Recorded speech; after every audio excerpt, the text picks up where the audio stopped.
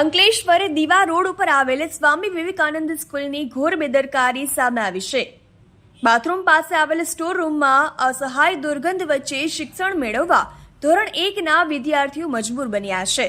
ત્યારે ₹1000 ફીની ચૂકવણી કરીને પણ વિદ્યાર્થીઓને બાથરૂમ પાસે આવેલ સ્ટોર રૂમમાં શિક્ષણ મેળવવા મજબૂર થવું પડી રહ્યું છે। અમે વાત કરી રહ્યા છીએ જ્યારે સ્કૂલની અંદર ઇન્ફ્રાસ્ટ્રક્ચર અને સફાઈ સાથે સુવિધાઓનો અભાવ હોવાનું પણ સામે આવી રહ્યું છે અને સાથે જ એ પણ પ્રશ્ન ઊભો થઈ રહ્યો છે કે વર્ગખંડની પરમિશન મળી તો કેવી રીતે।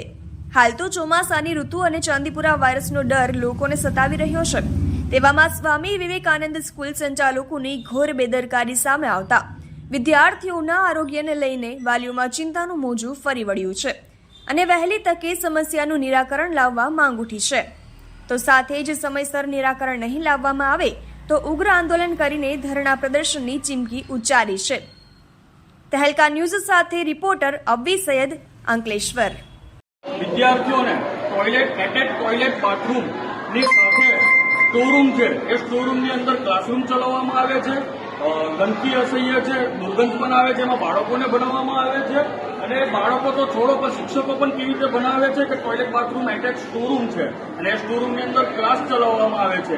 એ કેટલું યોગ્ય છે કે કેવા બાળકો ભણી શકશે। આપણે આવો देखिए कि આ છે टॉयलेट बाथरूम છે, ये भी नया रखा गया, आप देख सकते हैं नया है। उस दिन जब हम लोग को પછી અહીંયા જે પાણીની પરબ છે, પાણીની પરબમાં પાણી પણ નથી આવતું